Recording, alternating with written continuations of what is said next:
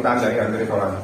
Bang, terkait tadi pernyataan dari anak-anak juga ternyata dia juga datangnya ke sana untuk menyatukan kedua orang tuanya itu. Nggak ada yang bisa menyatukan rumah tangga. Yang bisa menyatukan hanya mereka berdua. Artinya seorang suami istri kalau sudah menyatakan suaminya sudah tidak sanggup, tidak ada yang bisa memaksa. Artinya memang kalau Andre sendiri sudah kekeh untuk Andre sudah menyatakan berkali-kali di hadapan majelis hakim, saya ingin cerai yang mulia. Perselisihan yang berkepanjangan, adanya persoalan-persoalan lain yang tidak perlu saya sampaikan dan itu materi dalam gugatan. Dan itu adalah materi perkara yang akan nanti dalam proses pembuktian. Artinya seorang suami kalau sudah menyatakan tidak sanggup lagi berumah tangga, diteruskan rumah tangganya, ya harus hormati loh.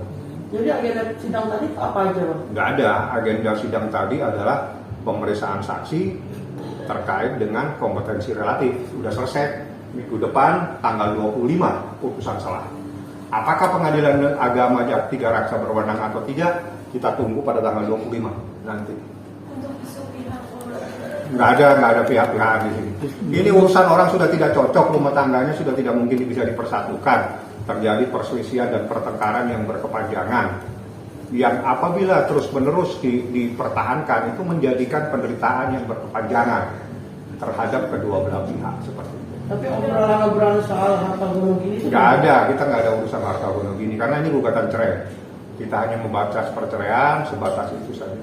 Bang, kalau terkait perbedaan pendapat antara anak-anak dan juga orang tua. Sudah, jangan bahas anak-anak. Saya sudah diperintah tidak boleh melibatkan anak-anak. Tolong Anda juga jangan tanya anak-anak lagi. Ya. Udah berapa bulan mungkin pisah? Setahun lebih. Sudah setahun lebih Andre Taulani sudah pisah tempat tinggal. Artinya sesuai dengan surat edaran Mahkamah Agung telah memenuhi syarat untuk terjadinya perpisahan dan perceraian. Bang, tapi pihak Anda sendiri mengetahui nggak sih alasan istrinya itu menolak untuk bercerai? Orang mau apa saja silakan, yang jelas di dalam hukum Islam talak itu ada di tangan seorang suami. Titik. Apabila seorang suami akan menjatuhkan talak, ya sudah sah. Tinggal legalitasnya yang harus dipenuhi melalui pengadilan agama. Talak adalah hak dari seorang suami. Manakala seorang suami menyatakan sudah tidak sanggup lagi dipertahankan rumah tangganya, maka itu adalah menjadi hak dari seorang suami untuk mengajukan gugatan cerai di pengadilan agama. Tapi Andre masih tinggal bareng atau memang Sudah 1 tahun keluar? pisah tempat tinggal. Oh, Tidak tinggal sama-sama, jadi satu di mana, satu di masih mana. sama-sama. 1 tahun pisah tempat tinggal, artinya tidak tinggal satu rumah. Rumahnya sendiri-sendiri. Dan untuk sampai saat ini anak-anak sama ibunya semua. Saya nggak tahu anak-anak itu. Saya nggak nyampurin. Saya nggak nyampurin anak-anak ada di mana. Hanya permintaan Andre, tolong anak-anak saya jangan dibawa masuk dalam konflik ini. Itu permintaan. Jadi dia keberatan anaknya juga dilibatkan dalam konflik ini. Jadi tentang keputusan Andre untuk mengajukan gugatan cerai itu adalah hak mutlak seorang suami untuk mengajukan gugatan cerai terhadap istrinya.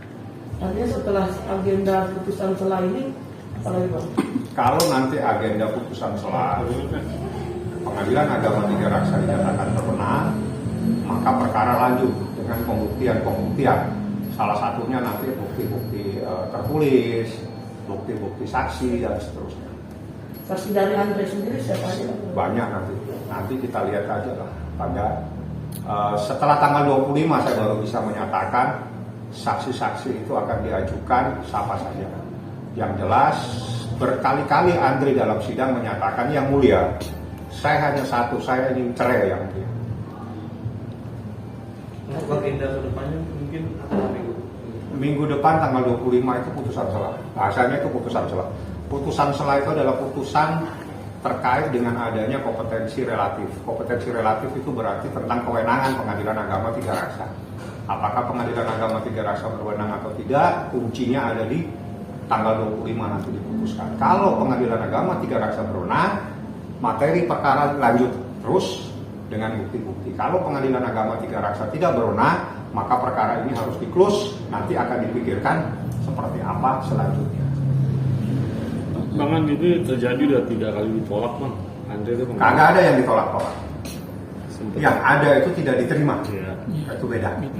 Yang pertama itu ada surat edaran Mahkamah Agung, mungkin banyak teman-teman nggak paham bahwa syarat untuk perceraian itu sudah diatur secara tegas, minimal harus bisa tempat tinggal, minimal 6 bulan bisa tempat tinggal. Ya oke. Ada lagi? Udah. Dulu Udah. Oke. Oke. mungkin izin menanggapi Bang terkait Niki kemarin ke KPK. Kamis. Andre sendiri tinggal sama siapa sih? Nggak tahu, tapi dia ada di apartemen kok. Jangan menempati Itu sangat rumah. menguras energi dia nggak sih bang untuk masalah-masalah ini sampai kemarin kan sempat dia marah juga gitu. Ya dia marah karena anaknya dilibatkan. Persoalannya itu simpel, Pak. Anak saya itu jangan dilibatkan. Ini urusan pribadi saya. Kenapa anak saya dilibatkan itu saja? Nah, tapi tahu nggak bang, konflik ini terjadi udah dari 2000 semenjak Andre juga. Ya itu kan urusan perceraian. Urusan perceraian dan menurut Andre ya sudah itu adalah keputusan dia untuk mengajukan cerai dan itu kita harus hormati. Bang Andre itu kan biasa suka kalau weekend mereka pergi sama-sama sama anak-anak. Sudah Sama lama semuanya. dan ini 2025 mereka sudah tidak tinggal. Maksudnya sama anak-anak aja. Saya nggak tahu, saya nggak sampai ngurusin yang begituan. Tugas saya hukum, tugas hukum ya urusan materi sidang. Tapi kalau yang lain-lain saya nggak paham. Andre sejak 1 tahun yang lalu sudah tidak tinggal bersama-sama dengan termohon. Andre ada di apartemen, itu ada di mana saya nggak paham. Berarti rumah utama tidak diketahui ditempati oleh siapa gitu ya Bang? Kenapa? Rumah utama kan rumah kosong. Ada rumahnya masih ada orang yang menempati, tapi kan Andre kan tidak mau di sana. Andre ada apartemen, dia tinggal dan dia sudah pisah tempat tinggal. Bahasanya itu di dalam surat edaran Mahkamah Agung minimal pisah tempat tinggal. Jadi bukan pisah ranjang ya. Itu beda. Kalau pisah ranjang mereka satu rumah tapi beda tempat tidur. Tapi kalau pisah tempat tinggal berarti ada rumah sendiri, ada rumah sendiri. Nah, Andre sudah 1 tahun tinggalnya beda. Termohon tinggalnya beda. Jadi setahun lebih Andre sudah tinggal di satu apartemen, termohon di satu tempat. Jadi insya Allah persyaratan itu telah terpenuhi. Andre hanya cuma satu, saya ingin cerai yang mulia.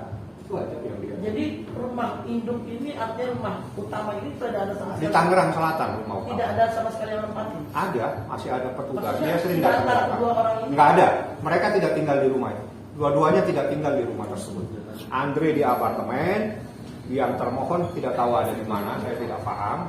Yang jelas Andre punya tempat tinggal sendiri, namanya di apartemen di Jakarta mana, saya nggak paham. Dan itu rumah ada yang menempati, tapi bukan Andre, bukan juga termohon. Apakah anak-anak Saya tidak tahu anak-anak di mana. Apakah di termohon, saya nggak paham. Yang jelas Andre punya tempat tinggal sendiri. Oke? Bang tadi disinggung soal Andre kalau mempertahankan pernikahannya akan sangat begitu berpengaruh terhadap dia. Itu Iya. pengaruhnya seperti apa sih Bang? Ya kalau penderitaan Anda pernah rumah tangga? Belum. Nggak usah tanya sebetulnya. Udah Bang. Yang bertanya yang berumah tangga. Udah. Kan pertanyaan Kan berbagi, Bang. Berbagi. Pertanyaan saya sama Anda, kalau Anda pernah berumah tangga, Anda bisa tahu bagaimana menderitanya saat seseorang ada problem-problem rumah tangga yang sudah tidak mungkin bisa dipersamakan lagi, dipersatukan, dikomunikasikan. Jadi rumah tangga itu seperti mata uang, tidak bisa dipisah. Jadi kalau sudah menyatakan bahwa saya sudah tidak sanggup untuk mempertahankan rumah tangga ini, akhiri. Karena pengakhiran sebuah rumah tangga itu adalah penyelesaian supaya tidak menderita.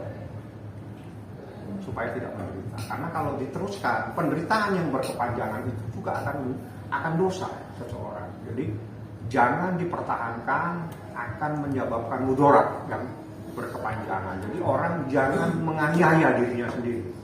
Tidak boleh kita menganiaya diri sendiri. Kalau memang sudah tidak sanggup lagi untuk dipertahankan, ya akhiri. Tidak ada sesuatu yang salah, apalagi itu diputus oleh pengadilan. Pengadilan yang mengesahkan sebuah perceraian. Tidak ada.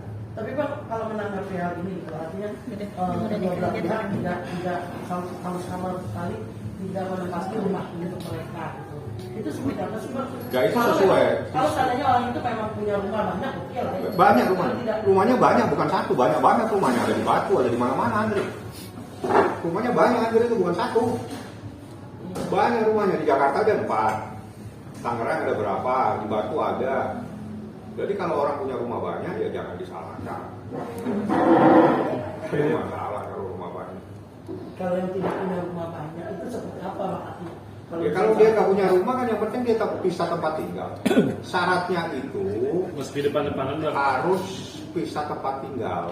Artinya bisa tempat tinggal, mereka tidak boleh tinggal satu rumah. Keluar salah satu. Nah, jadi harus satu ke kanan, satu ke kiri, harus pisah.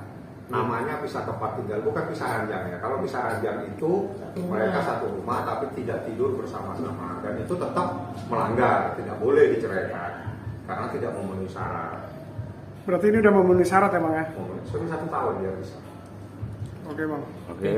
Siap. Thank you Bang. Terima kasih banyak, Bang.